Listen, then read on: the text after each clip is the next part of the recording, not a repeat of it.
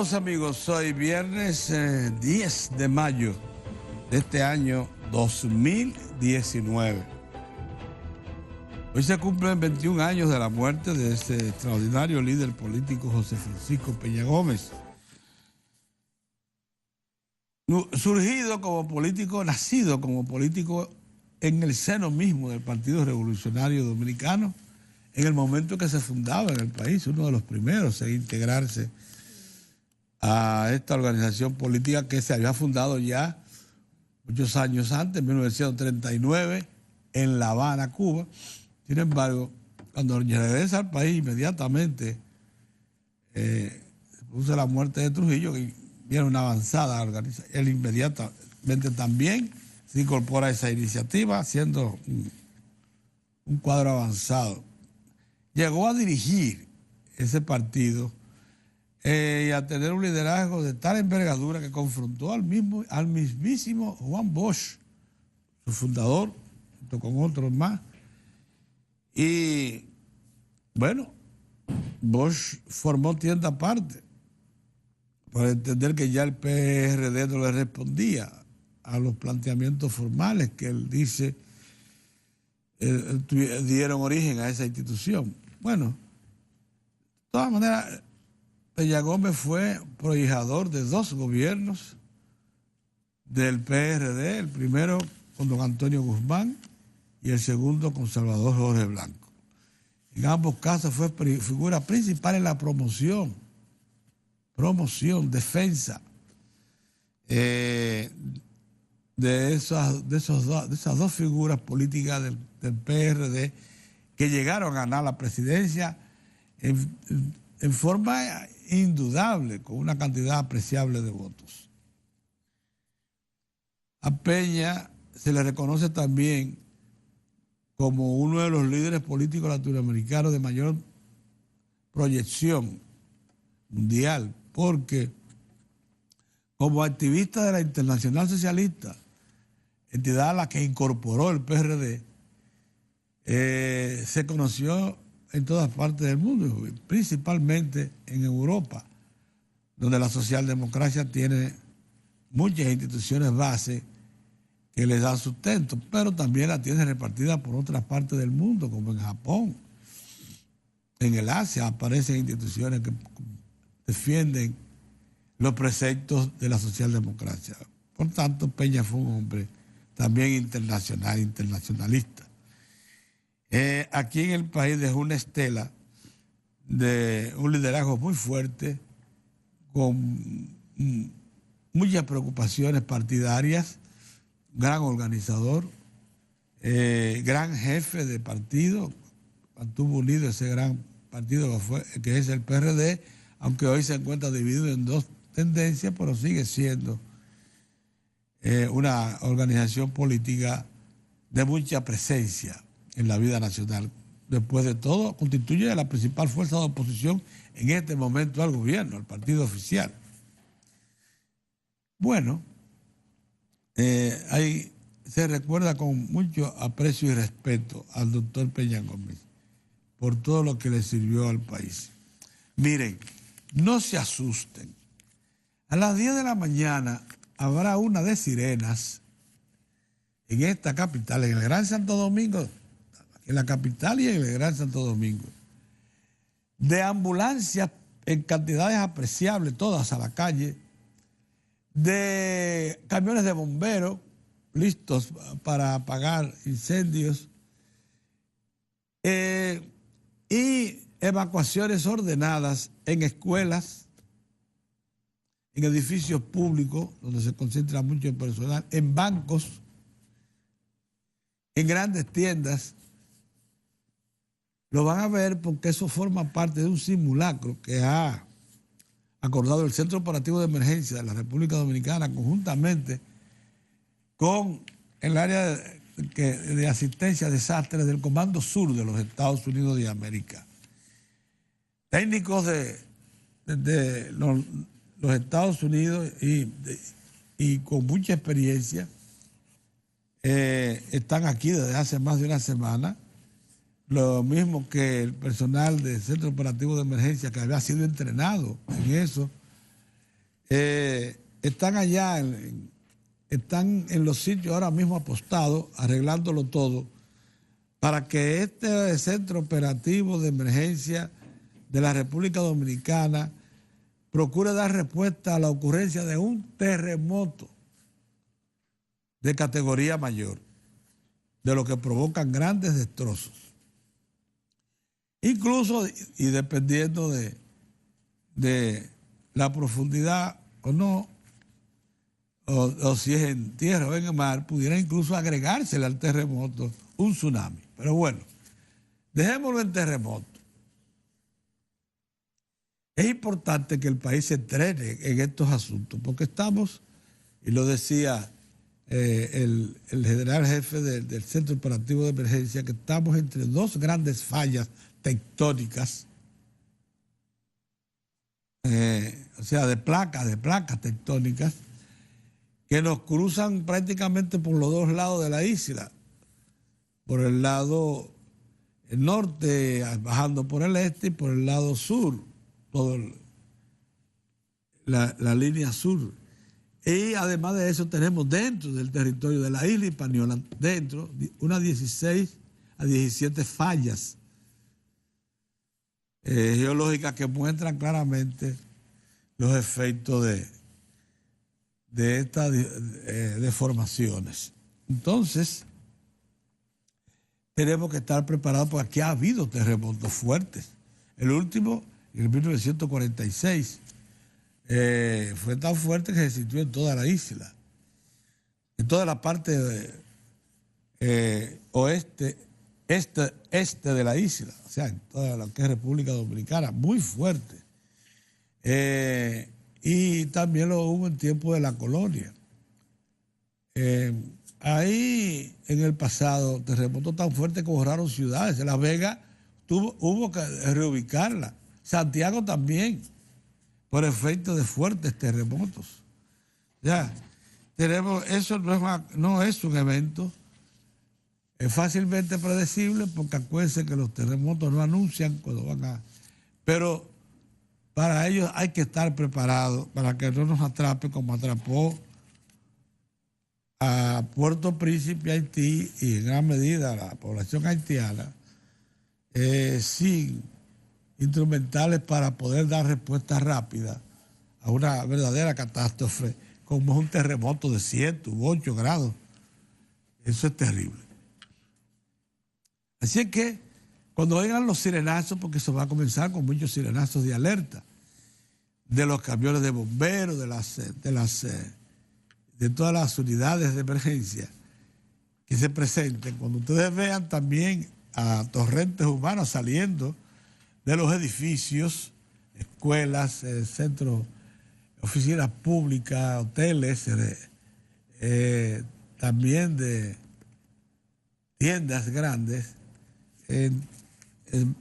si bien es cierto que no debe alarmar tanto como para que alguien pierda el juicio y se le produzca hasta un ataque al corazón, pero sí debe tomarse en serio, porque es la manera como nos vamos a educar para dar respuesta a un terremoto.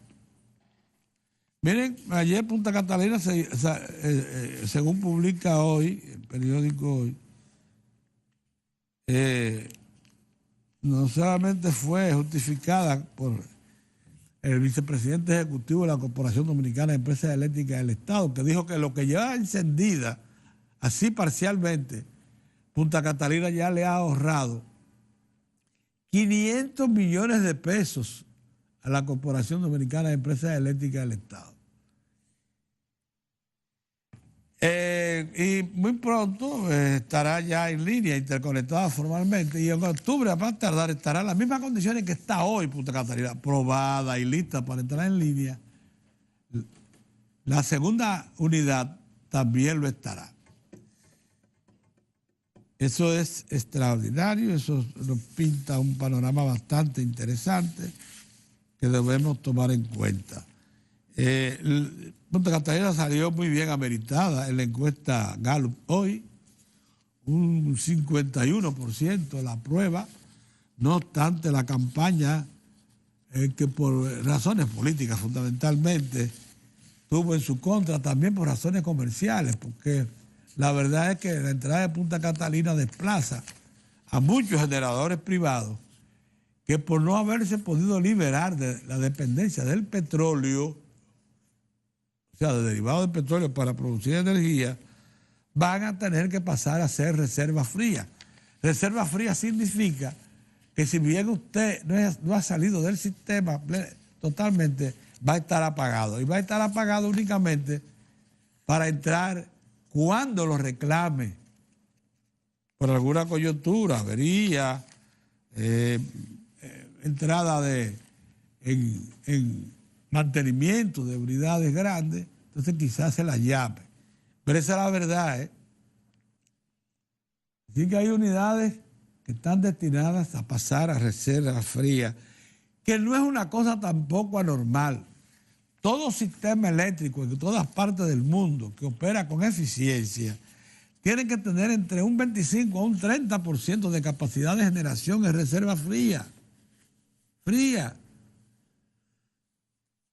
Para que entre inmediatamente se la necesite. Ante una eventualidad de una avería de improviso o un mantenimiento programado de unidades grandes. Dijo el señor Jiménez Bichara, vicepresidente de la Corporación Dominicana de Empresas Eléctricas del Estado, en un encuentro con periodistas ayer, que Punta Catalina ha llegado a generar hasta 385 megavatios, la Punta Catalina 1. A pesar de que su diseño dice que está preparada para generar 376, pero se la ha querido llevar al máximo de capacidad para probar, y eso forma parte de todo el peritaje que se le hace una vez concluida para determinar si está en capacidad de entrar a servir a tiempo completo y sin parada.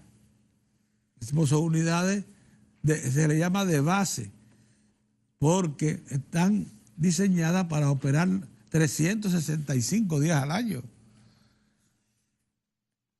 Y solo paradas programadas para mantenimiento son las que estas unidades proyectan. Son unidades que están supuestas a durar 40 o 50 años de servicio, porque son sólidas. Entonces, a Punta Catalina, sin embargo, se la operará por debajo de los 376 megavatios de diseño, porque lo que se estila es hacerlo un 85-90% de su capacidad para que no esté extenuada, para que no se estrese, porque una máquina se estresa igualito que como lo hacen los humanos. Igualito. Entonces se la va a operar así. Además, para que haya un mejor control de todas sus partes.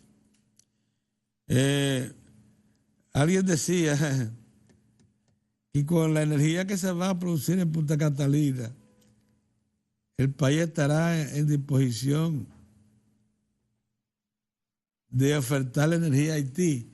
Miren, comencemos por primero acabar con los apagones aquí y con garantizar la energía a nosotros, y después pensemos en Haití, porque es muchas las expectativas que nos hacemos. Incluso el sector privado ha venido diciendo en los últimos años, para justificar su falta de respuesta al reclamo de nueva generación, que ellos siempre han tenido capacidad suficiente instalada, y que por tanto no entienden por qué el Estado tuvo que hacer una nueva inversión. Esa fue la tesis del sector generador privado, varias veces empleada por la Asociación Dominicana de la Empresa Eléctrica, que los agrupa, de que no era necesaria Punta Catalina por eso. Bueno, déjenme decirles que de lo que hablaba el sector privado es de una cantidad de generadores que procesan gasoil, bunker C, La mayoría.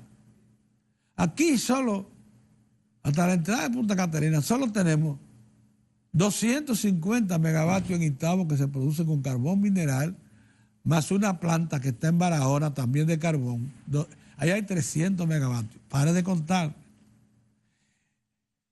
El parque generador AES, Andrés, que procesa gas natural, son 300 megavatios, bajo unos 250, 280 que tiene también en Los Minas, que originalmente procesaban gasoil, y AES compró ese grupo generador de la empresa Dominican Power Partner y les cambió los quemadores para que en vez de quemar gasoil, quemen ahora gas natural, y lo vienen haciendo. Para eso incluso tiró un gasoducto de Andrés hasta Los Minas, hasta la orilla misma del río Ozama. Incluso le tiró una tubería por debajo del río para cruzar al frente y suministrarle a una planta de las Estrellas del Mar que está surta en el puerto de Ozama, que procesa gas natural y produce 100 megavatios, o sea, 100.000 kilos. O sea, nosotros tenemos en total unos 700 megavatios con gas natural, 300 en carbón. Todo lo demás que se produce y el consumo promedio del país está entre 1.800 a 2.000 megavatios diarios. Todo el resto, o sea, 1.000 megavatios, se producen con derivados de petróleo, demasiado caro e ineficiente. Por eso es que se están haciendo esfuerzos por liberar al parque generador, por ejemplo, de San Pedro de Macorís, que son casi 900 megavatios que procesan derivados de petróleo. Se le está en este momento construyendo un gasoducto para que pase a generar con gas natural, que le va a suministrar AES International, la dueña de AES, Andrés, mediante un acuerdo que hizo con Barrick y Goldcorp, los dueños de la mina de oro y plata de Pueblo Viejo, oro, plata y cobre. Ahí se está invirtiendo cerca de 100 millones de dólares para tirar un gasoducto desde Andrés hasta San Pedro de Macorís y convertir esos 1.000 megavatios a gas natural. Será un paso trascendente, muy importante, porque vamos a tener entonces otros 1.000 megavatios con energía barata y mucho menos dañina al ambiente, que es la que se produce con gas natural. Mucho menos dañina al ambiente que el carbón o los derivados del petróleo, búnker C y gasoil. Entonces se quedaría como reserva fría lo de Unión Fenosa, los 150 megavatios que tiene Unión Fenosa en Palamara, La Vega. Se quedaría como reserva fría unos 60 a 80 megavatios que hay en la zona de Puerto Plata y una cantidad parecida de energía que hay también en San Francisco de Macorís. Digamos que entre unos 300, 350, 400 megavatios se quedarán como reserva fría. Acuérdense que a la energía de base, importantísima, que se va a producir con carbón mineral y gas natural, ya dijimos que son alrededor de 2.000 megavatios una vez se concluye el gasoducto y se cambia la matriz de todo el sistema generador de San Pedro de Macorís. Hay que agregarle la energía renovable.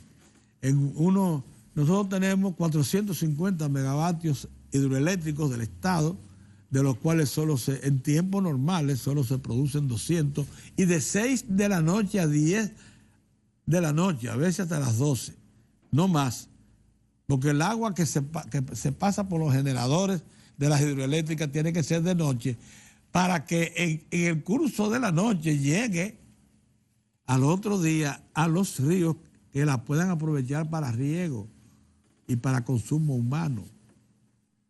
En tiempo de sequía supongo yo que eso se reduce al mínimo. hay también unos 250, 300 megavatios de energía eólica y del sol, a base de una planta de unos 30 megavatios que opera el consorcio Vicini en el ingenio Cristóbal Colón, que quema bagazo de la caña, bagazo y barbojo de la caña. O sea, parece una energía que no es constante.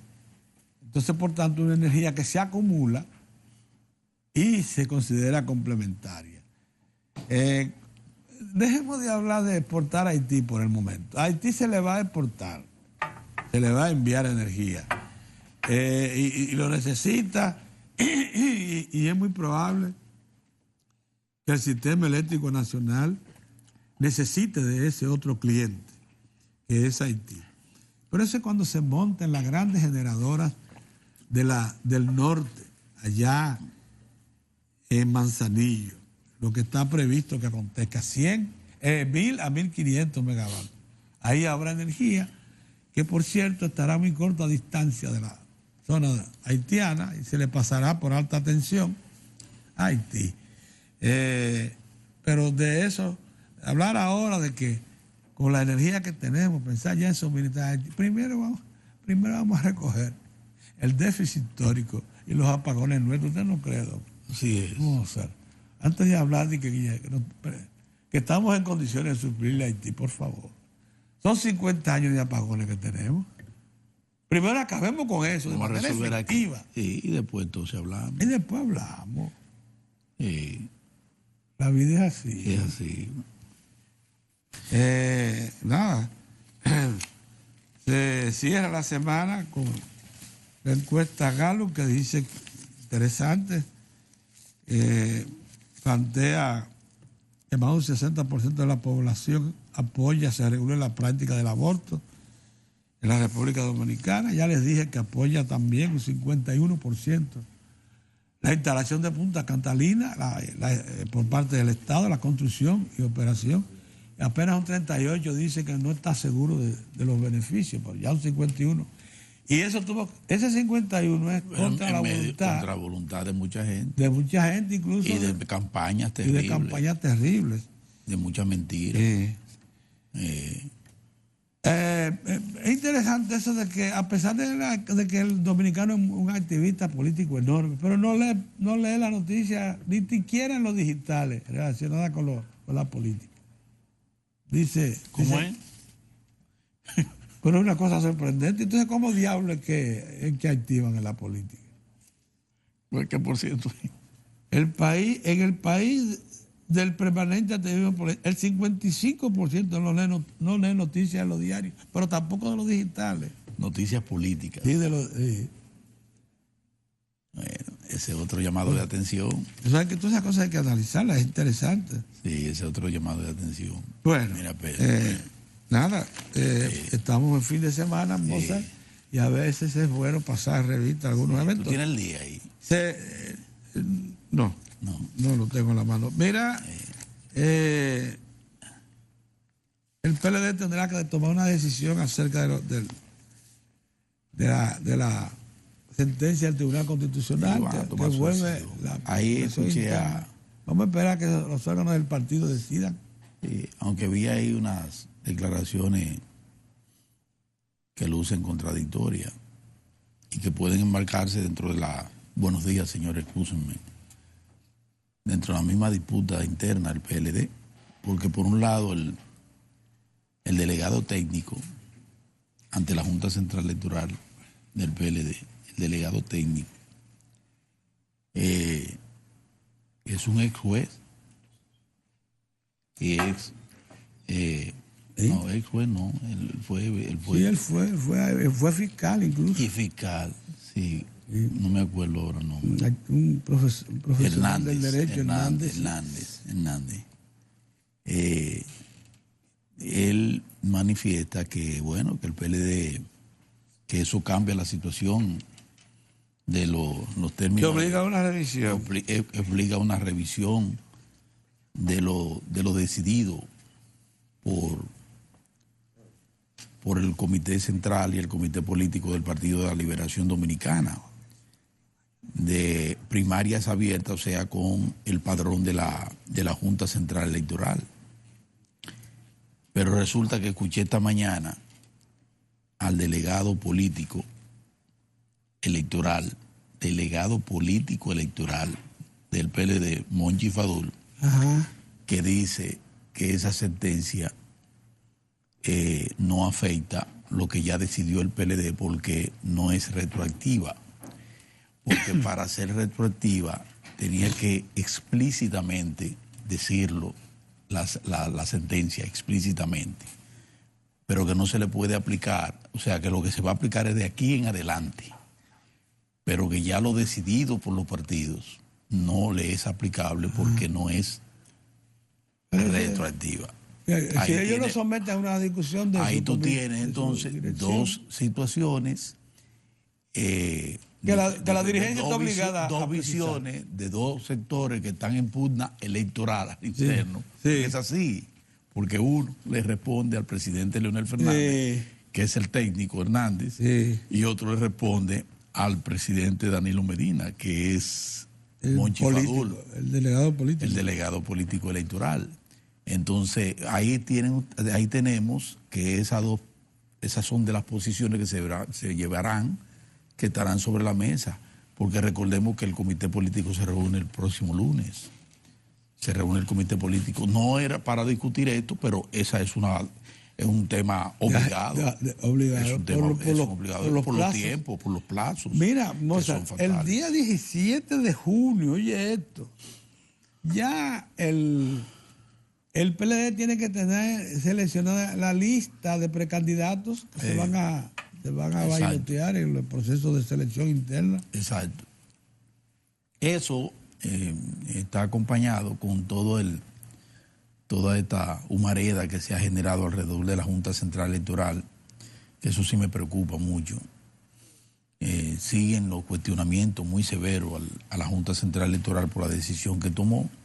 Bueno. Volvió el doctor Subero a ratificar que ellos tomaron esa decisión sustentado en la ley electoral. Subero no fue, ¿no? Digo, Subero, ¿cómo que se llama? Digo, Subero. Subero duró tanto en la Suprema. ¿Cómo que se llama? ¿Sabes cuántos años tú regresaste, esposa? ¿Sabes cuántos años tú regresaste? Y es una situación. En la Junta Central Electoral. Sí. ¿La regresaste? ¿A qué? Adiós, pero yo creo que de eso hace como 4 elecciones que Subero presidió eso. Y fue un buen presidente de la Junta. Sí. Fue un buen presidente. Lo hizo muy bien. Castaño. El que está ahora es Castaño. Sí. Castaño Guzmán. Que me excuse el doctor Castaño. Bueno, Castaño ayer reitera. Sí, pero qué lejos se fue. Pero qué barbaridad. Pero no son gente que están ahí en el medio. Sí, están en el medio. Son más o menos de la misma generación. Sí, de la misma generación. Sí. Un estilo más o menos. Entonces, ya. Oye, lo que pasó. Que de la Junta él pasó a ser presidente de la Suprema Corte de Justicia. Sí, y después pasó mucho tiempo. Mucho tiempo ahí. Entonces, lo que quiere decir que es de bien atrás que no, y que en estos días Subero ha estado en la palestra. Sí, claro. Un hombre que hay que tomar en cuenta con discusiones de esta naturaleza. Sí, claro. Pero bien, el asunto es que sigue el escarceo en torno a la decisión tomada por la Junta Central Electoral, que fue una decisión unánime, pero veo ahí que el doctor Saladín, Roberto Saladín, otro gran jurista, manifiesta que él en lo personal entiende que las primarias abiertas, o sea, que el arrastre es inconstitucional. Eso de... Pero la decisión fue unánime y la unanimidad lo incluye a él. Sí, claro. Esas son de las cosas. Todo eso alrededor de la Junta Central Electoral crea una humareda que inquieta. Por lo menos a mí me inquieta. Ojalá eso pueda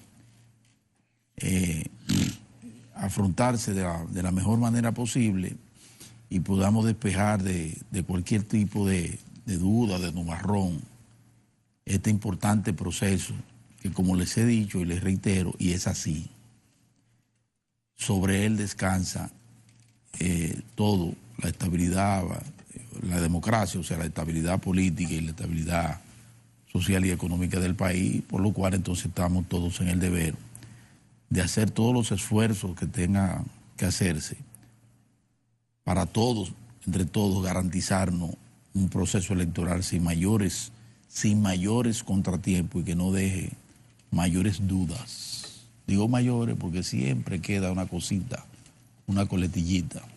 Ay, sí. Con relación a eso. Ah, no, no, porque toda decisión humana deja su deja inconformidad. Inconformidad.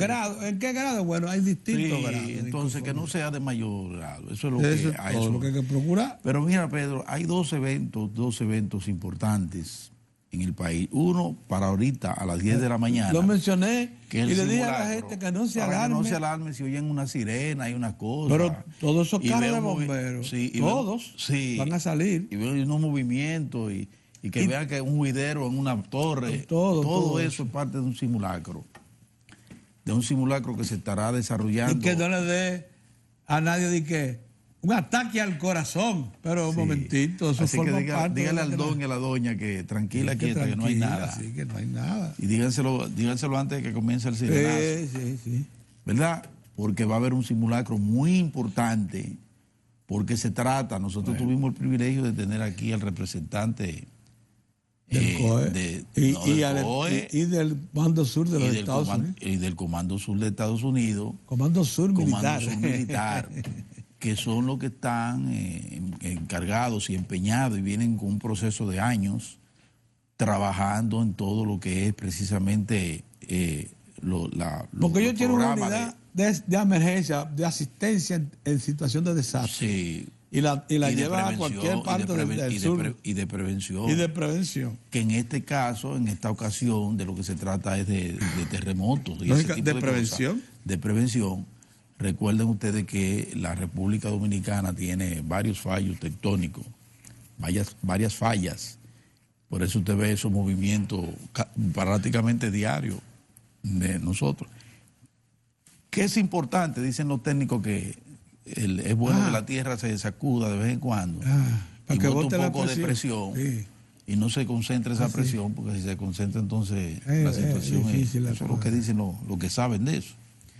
Y entonces, bueno, pues hay que seguir con mucha atención todo el operativo de hoy, interesante, y luego de eso, los resultados que se darán a conocer de cómo fue el comportamiento para tomar las empresas, tomar muy en cuenta con sus empleados las recomendaciones. Hospitales, clínicas, tiendas, oficinas públicas, todas tienen que estar, escuelas, todas van a ser llamadas. Mira, Pedro, y otra cosa que es importante, es muy importante, es de una empresa, pero imagínense ustedes, no son de una empresa, pero es de tecnología, es importante. Codetel, claro, la empresa Claro va a tener también un programa previsto para la madrugada del domingo, que es poner a prueba la quinta generación. Pero va a pagar los celulares. En materia de móviles y ese tipo de cosas. Sí, por eso quería el periódico El Día, porque trae ahí unos importantes informaciones muy puntuales de qué va a significar la incorporación de estas tecnologías de última generación a quinta generación para todo el devenir, incluso de Pedro, mira, en materia de ¿es el 5G que van a traer? 5G, en materia para la agropecuaria, para la industria, obviamente para las telecomunicaciones, los servicios de todo tipo, servicios que tú puedes hacer desde para la prevención, para la seguridad, son varios. Ojalá me puedan traer el periódico para leerlo con detalle y es importante, pero para eso, para hacer este tipo de cambio, la empresa, Claro, va a sacar de servicio algunos de los componentes, programas. Sí.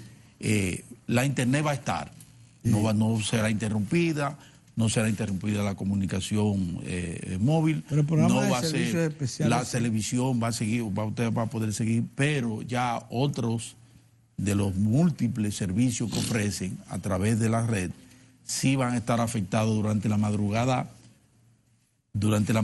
del domingo, para que lo sepan, porque como nosotros somos, y no nosotros, el mundo está ya ahora que no puede vivir muy sensible, y hay gente que está incluso en la madrugada despachando y recibiendo cosas. No me digas nada. Por múltiples razones. Uno lo hace internamente. Yo recibo con mucha frecuencia gente en la madrugada. Que tiene gente fuera del país con cambio de horario. Sí. O sea, y recibe data, información. Bueno, eso durante la madrugada del domingo, parte de eso va a ser interrumpido para darle paso a la incorporación de la quinta generación de los móviles en el país, y eso es importante. No está aquí, si Alex consigue el periódico, El Día, yo le voy a dar detalle de eso. Pero hay otra cosa importante que supongo que tú lo trataste, Pedrito. Lo de Peña Gómez. No, el asunto de la agropecuaria, pero por supuesto, recordar a Peña. Esta es una fecha que para mí tiene mucha significación. Mucha, Pedro. Tú y no sabes pesada, además. Y parte de eso es porque hoy me levanté con eso en la cabeza. Un día como hoy era el nacimiento de mi mamá. Mi mamá cumplía los 10 de mayo. Y entonces, difunta. Tú sabes que estos son efectos, sí, que uno no siente. Lo guarda para siempre. Sí, lo guarda para siempre. Y es un ser que uno quisiera, que añora. Gracias. Y por otro lado también está el tema de José Francisco Peña Gómez, nacimiento de mi madre, y entonces el fallecimiento de un líder histórico, de una trascendencia, formidable, de una penetración en el corazón del pueblo llano, sí, del pueblo dominicano, un tribuno sin igual, José Francisco Peña Gómez, además de grandes condiciones, de gran calidad humana. Ese era otro componente importante del doctor José Francisco Peña Gómez, un hacedor de todos estos procesos que dieron a luz lo que tenemos de democracia. Sí. Uno de los pilares de ese proceso, junto al profesor Juan Bosch, junto al doctor Balaguer.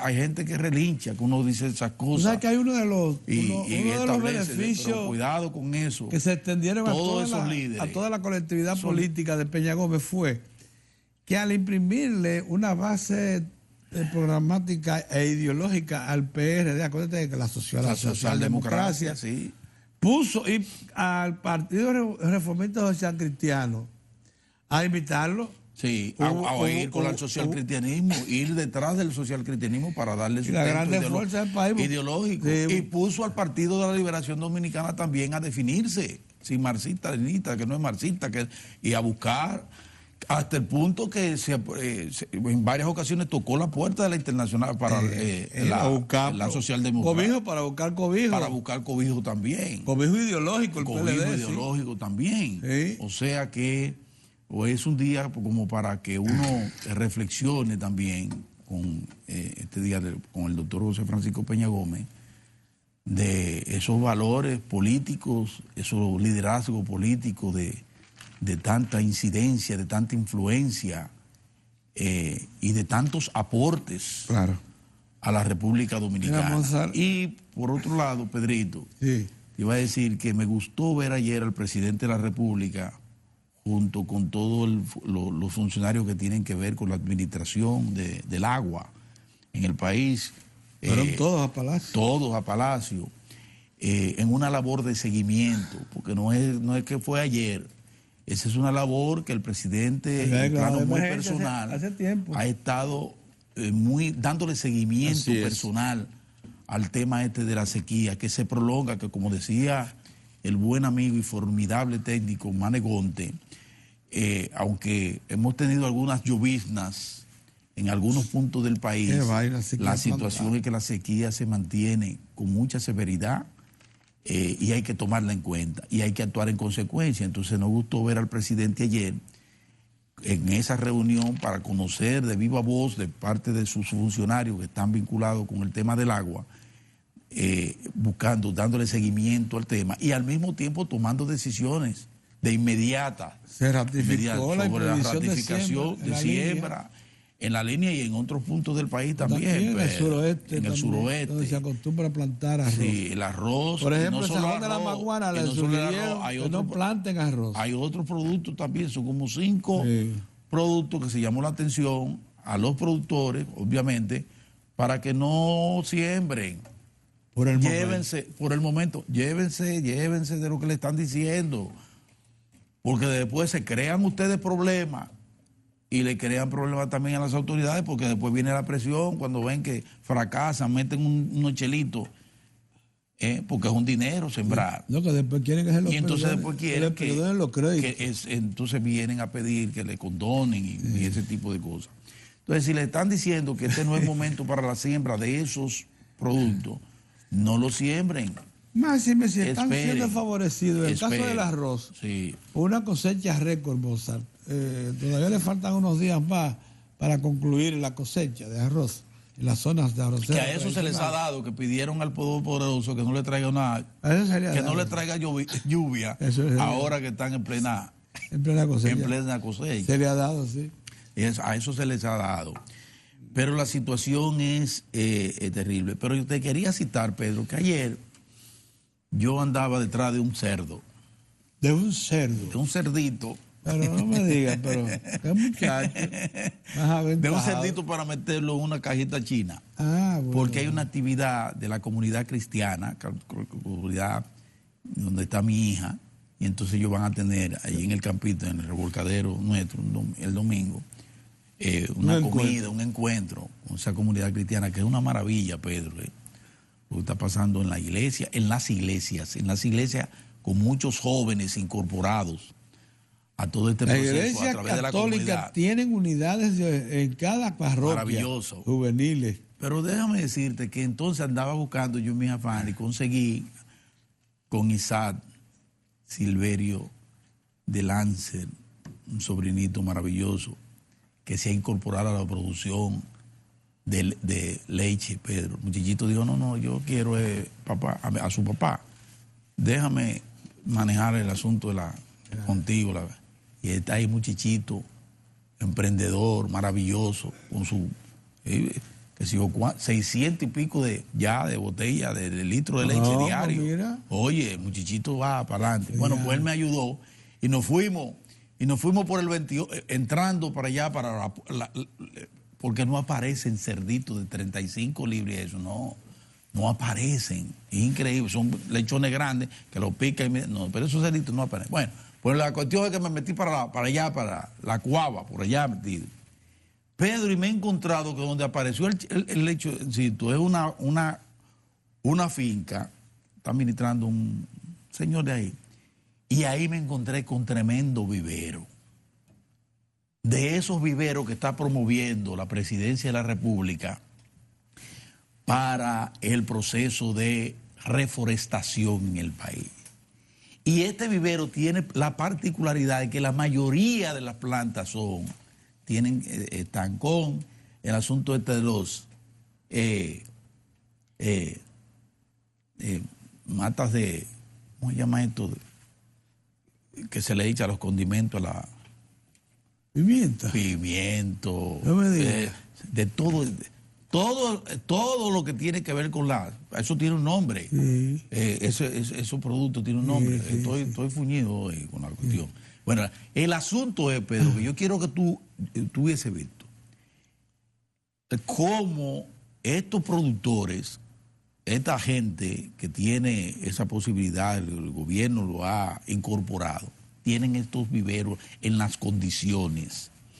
Porque, como le llamaron la atención, bueno, usted no puede tener viveros de este tipo porque usted no tiene suficiente agua, por ejemplo, para esto. Ahora, usted sí puede tener este vivero de este tipo porque usted tiene condiciones. Entonces, aquello es una maravilla.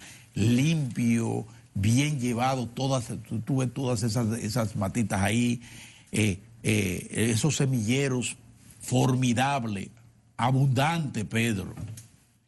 Y me dice el señor que cuídese, que eso ha sido una maravilla, porque él ha podido estar al proceso de cómo eso se le lleva a los productores, además de los 5,000 toletes que le dan, porque le dan a la familia 5,000 pesos como incentivo, pero además se le entrega para ellos eso. Y a partir de ahí, dice, esos son productos ciclo corto.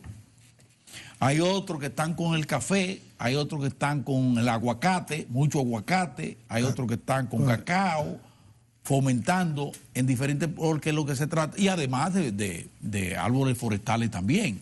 Pero no solo árboles, no solo forestales, porque el asunto es, y lo importante que tiene este programa, es que al mismo tiempo que nos ayuda a trabajar las cuencas hidrográficas, a trabajarla, a sembrarla, al mismo tiempo que nos permite proteger y rehabilitar, por ejemplo, esas sierras que están terriblemente afectadas como Bauruco, al mismo tiempo le dan la posibilidad al que se incorpora a eso de cuidado, de siembra y cuidado, a ganarse unos chelitos, porque esa producción es de 5,000 pesos en esa zona. Pero además no es solo 5,000, los 5,000 es para que tú tengas, como quien dice, garantizado el arroz y la habichuela. Pero al mismo tiempo, tú sabes que cuando comienza a producir, esa producción es tuya. Sí, pues.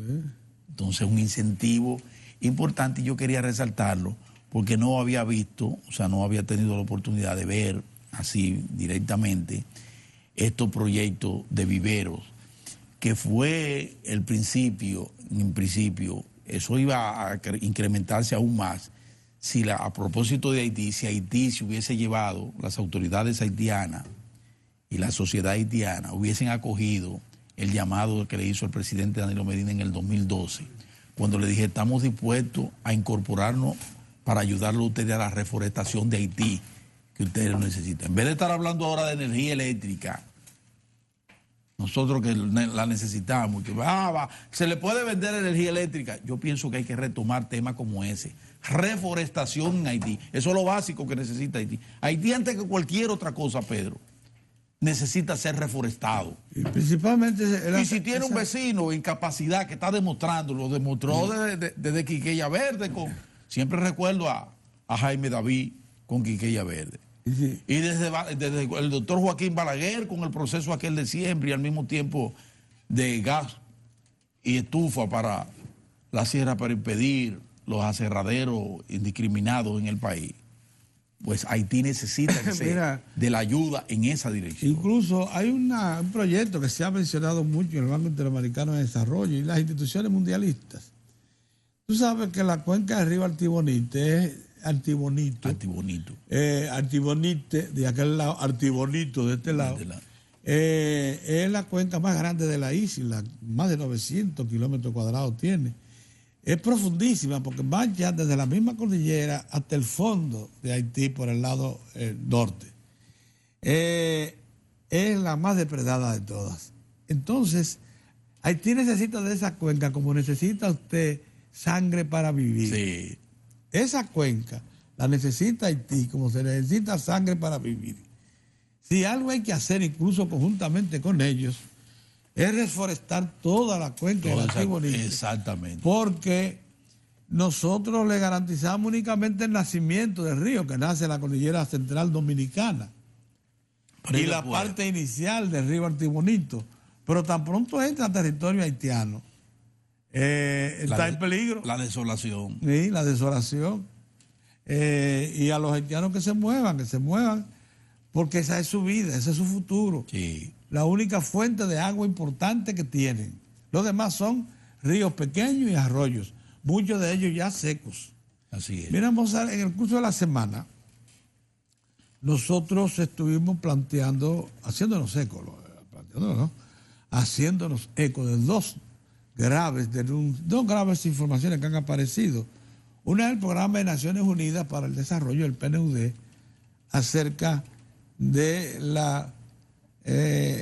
el atraso del empresariado dominicano, que todavía depende demasiado del sacrificio fiscal del Estado y del empleo de mano de obra barata extranjera, principalmente haitiana.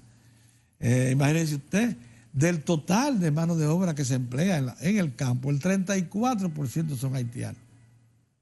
Y del total de la mano de obra que se emplea en la industria de la construcción, ya el 12% es haitiano. Sí. Entonces estamos hablando de cosas serias. Sí, claro. Y del comercio, el mediano y pequeño, que es ambulante, ya tienen del 8 al 10% haitianos también. Ya. Entonces ya la situación se torna de castaño oscuro, porque también están presentes en la manufactura, no solamente en la industria de la construcción, sino también en la manufactura. ¿Qué plantea esto?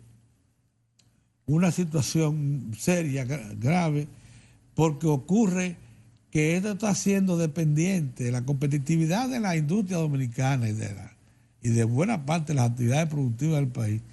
Se están haciendo dependientes de una mano de obra cautiva, no regulada, haitiana. Sí.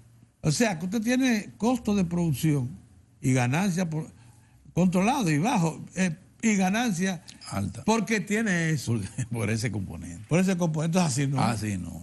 El futuro entonces de la economía pende de un hilo, Sí. por un lado. Por el otro, también, y ya esto fue una denuncia recopilada por Andy Daguarre, el sector turismo, señores, ha declarado pérdidas operativas en los últimos años, del 2006 al 2017, por 58 mil millones de pesos. Ahora, Pedro, hay que tomar en cuenta que Andy no tomó en cuenta el asunto que veo ahí, que se resalta José Manuel Luna Valiente, que hubo un acuerdo entre las autoridades del impuesto y la asociación y Azonadores, que le daban amplias facilidades e incentivos a la industria turística nacional, que de alguna manera son parte de lo que está reflejando esos números a lo que se refiere Andy Daguarre. Porque eso es aparte. Oye, lo que pasa.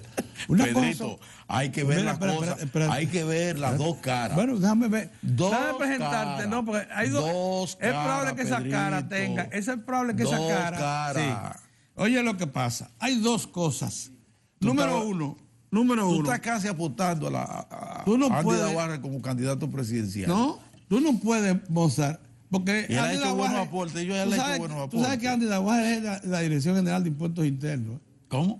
Él es el asesor de la Dirección General de Impuestos Internos. Solo quería tomar el detallito de ese acuerdo, que no se menciona. Una buena parte del sacrificio fiscal está contenido en leyes de incentivo al turismo. Incluyendo ese acuerdo.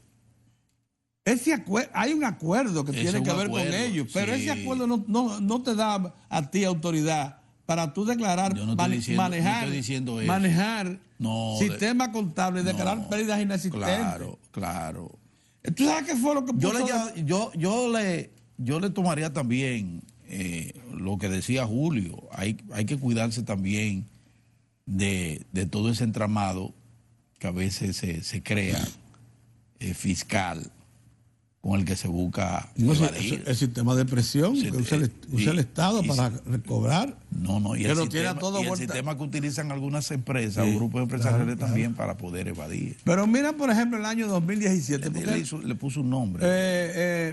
Luna mencionaba, y alguien más también, creo que Henry Pimentel, que tratábamos el tema anoche, decía que me acordara que una parte de los contratos de compra de habitaciones de la República Dominicana, una parte del dinero se lo queda el turoperador extranjero. También. Entonces yo le decía, sí, eso es así, pero oye, ¿qué es lo que pasa?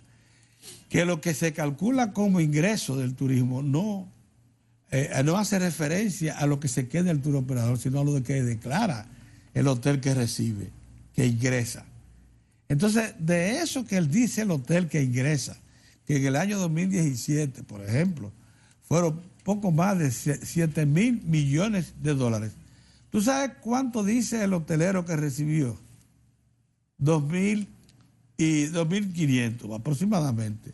¿Y sabes cuánto se esfumaron de esos 4.000 millones de dólares? Entonces lo que se pregunta, Andy, ¿a dónde fueron a parar? ¿Tú sabes lo que me parece a mí extraño, Pedro? ¿A dónde fueron a parar esos 4.000? Que es otra cosa, porque los incentivos existen, están acordados por las leyes y forma parte de un sacrificio fiscal consciente del Estado para promover el sector turismo. Lo que me parece a mí es extraño es el silencio de Azonadores, por ejemplo, frente a una denuncia tan grave como, o frente a más que una denuncia, frente a una situación como la planteada, grave, por Andy Davarre. Ellos no han dicho nada, a pesar de dos cosas. Andy no es cualquier persona. Andy Davarre de por sí es una persona con la formación, con el crédito, tiene una formación sólida. El acceso a información privilegiada. Pero en adición a eso, tiene acceso a información privilegiada. Yo realmente, porque hemos hablado mucho de qué asesor, yo no sé si es... ¿Quién es asesor? Yo no sé, porque yo no tengo eso documentado, que él sea asesor.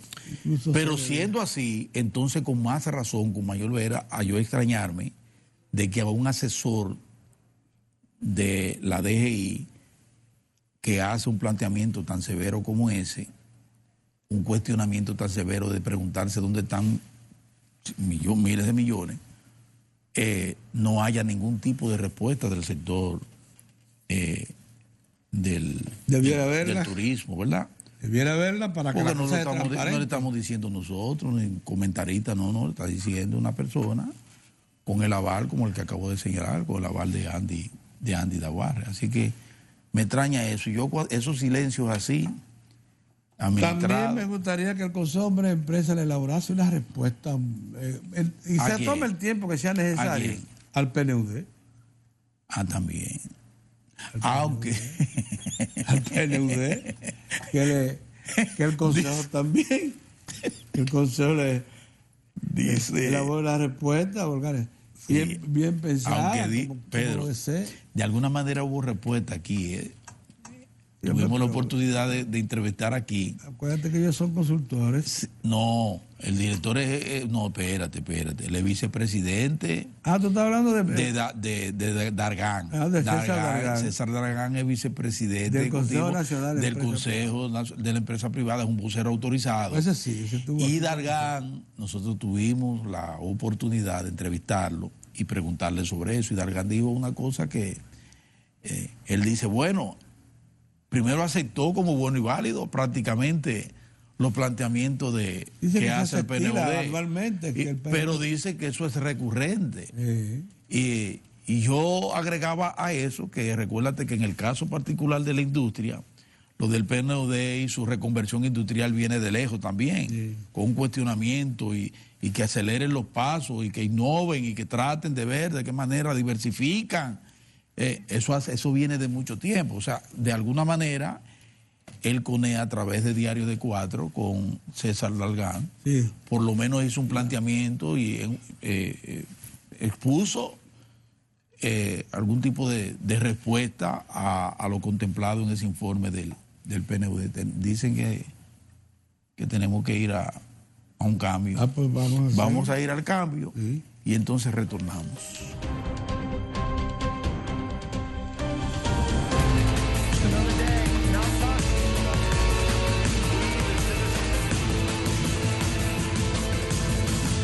Un día más para agradecer a todos ustedes por su sintonía. Las informaciones están a la orden del día. Por eso te presentamos las noticias internacionales. El efecto Sánchez tiñe de rojo el mapa autonómico español. Al menos eso es lo que se deduce del sondeo publicado por el Centro de Investigaciones Sociológicas, coincidiendo con el inicio de la campaña de la triple cita electoral que tendrá la mayoría de los españoles el próximo 26 de mayo, cuando se celebrarán elecciones europeas, autonómicas y locales. El PSOE, que se impuso con claridad en las pasadas elecciones legislativas, será la formación más votada en 10 de las 12 comunidades autónomas que renovarán sus parlamentos. Las excepciones en este mapa monocolor son Cantabria, donde ganaría el Partido Regionalista de Cantabria, y Navarra, donde se impondría la coalición Navarra-Suma. En las batallas, aunque esta necesitaría el respaldo del PSOE y Podemos, en Barcelona también se impondría la izquierda. En otro registro, el líder independentista catalán Carles Puigdemont, prófugo de la justicia española, obtendría un escaño en el Parlamento Europeo.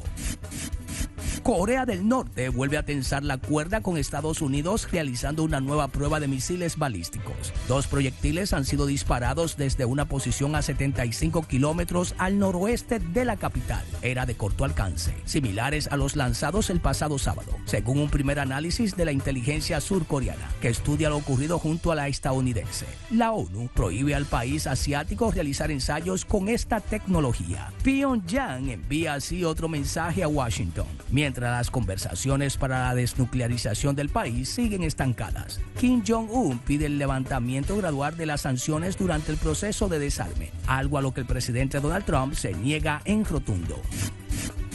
Obligado a reducir su producción, ArcelorMittal, primer productor mundial de acero, ha reducido su previsión de demanda en Europa. La empresa con sede en Luxemburgo se enfrenta al doble reto de la caída de los precios y de las elevadas importaciones en el viejo continente. Así, la compañía responsable de alrededor del 6% del acero que se consume en el mundo va a reducir de manera temporal en 3 millones de toneladas su volumen de producción. Los beneficios de ArcelorMittal, que tiene como principal mercado a Europa y América, se han reducido de manera considerable en el primer trimestre del año. Para Diario de 4 en las internacionales, Giovanni Ramírez. No se muevan, que en el segundo bloque viene Diario Espectáculo. No se lo pierdan. Ahora pasamos a unos comerciales.